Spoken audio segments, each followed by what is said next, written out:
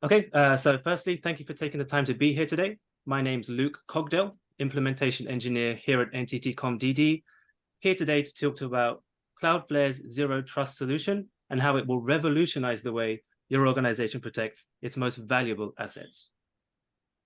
So looking at the agenda for today, I would like to start off with a brief introduction to Cloudflare and the concept of Zero Trust, and then dive into some of the features of Cloudflare's Zero Trust solution.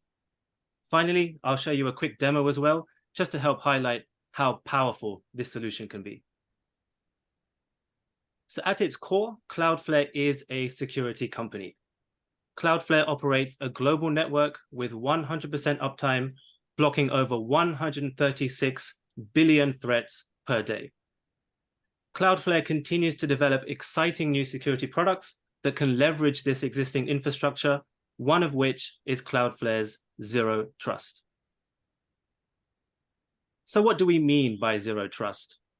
As the name suggests, with the concept of Zero Trust, we assume that anyone on the network has the potential to be a bad actor.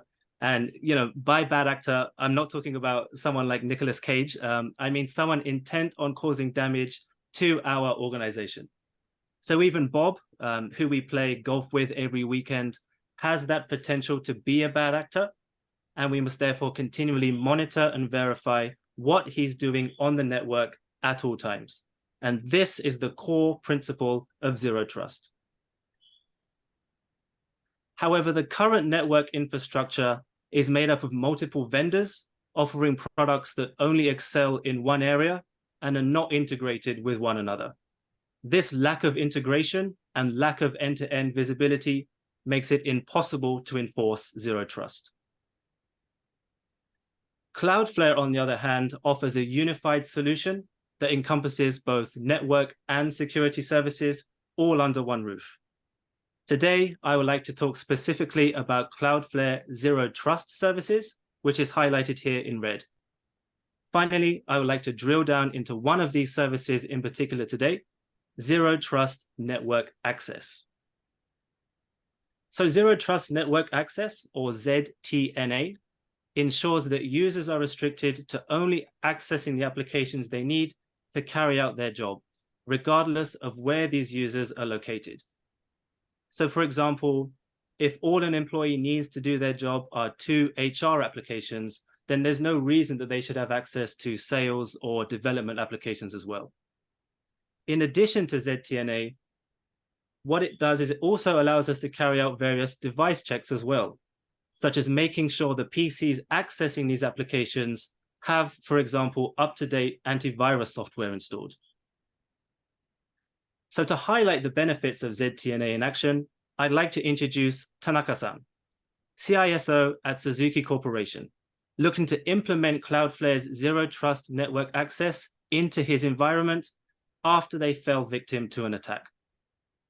A hacker was able to successfully carry out a brute force attack on an employee's private social media account, and then through further social engineering, the hacker was able to find out where this woman worked, and using those same credentials, the hacker was able to access the company's Salesforce application.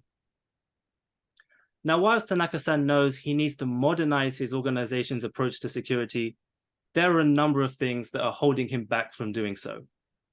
The potential increase in workload for his staff, the combination of on-premise and cloud-based apps, multiple vendors, and user spread between offices and homes leaves him unsure about how to deploy an encompassing Zero Trust solution.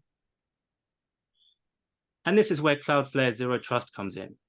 Being a cloud-based solution, it can provide a broad range of protection regardless of where the apps are hosted or where the users accessing those apps are located. So the first step for Tanaka-san is replacing his legacy VPN solution with Cloudflare's Zero Trust Network Access to ensure comprehensive granular control over application access. So let's take a look at how this successful infiltration attempt could have been thwarted in a few simple steps on the Cloudflare Zero Trust platform. So on the Cloudflare Zero Trust dashboard, we can see that the Salesforce application has been onboarded. And then to the right side, we can see there's one policy associated with it. So let's drill down further to see how this policy is set up to apply certain access controls. So in this policy, we are allowing access to the Salesforce application if the following two parameters are met. Firstly, the email address being used must be from our NTT cdd.cf domain. And secondly, which is where things get interesting, a device posture check must be passed successfully as well, based on the values set in this corporate serial numbers list that we ourselves created. Now, once both these conditions are met, the user is granted access to the Salesforce application. So inside the corporate serial numbers list that we created, we can see the serial number of the PC the IT department has given to that employee, which starts with Z01.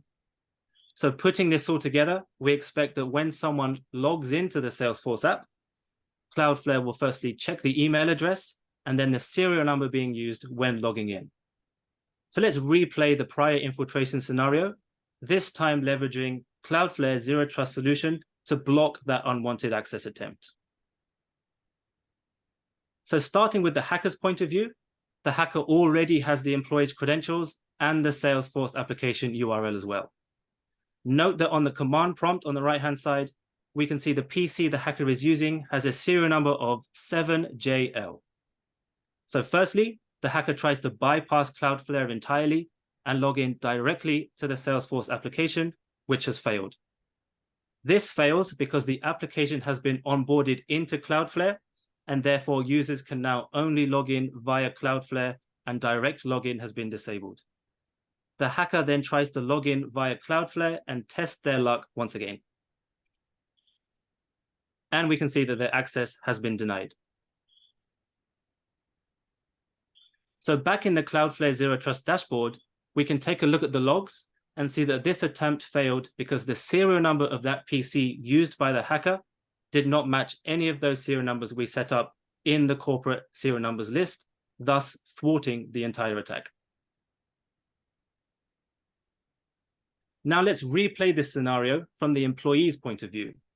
So the employee is using a PC that the company supplied to her, starting with the number Z01, which is what we set in the policy to allow. Firstly, she accidentally tries to log in directly to the Salesforce application. And as expected, once again, that's failed. She then tries to log in via Cloudflare. Again, remember here that Cloudflare is checking her email address and checking to see if that serial number she's using is in that list or not.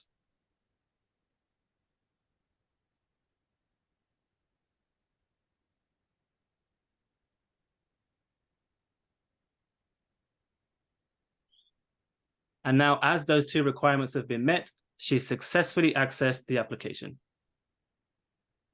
And this successful access attempt is also logged within Cloudflare and can be used at a later date for various auditing purposes as well.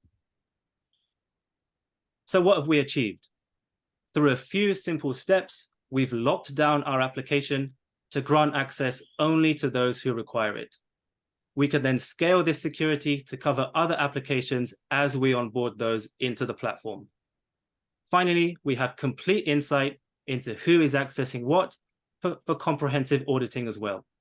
But most importantly, we've achieved what's most important to us, and that's a very happy Tanaka-san. So looking back at some of the key things I would like you to take away from today's presentation, it's important to remember that the current landscape of network security is not capable of protecting your networks against these kind of modern threats, and that an easy to implement solution that offers benefits both in the immediate and long term is needed, which is achievable only with Cloudflare. Thank you.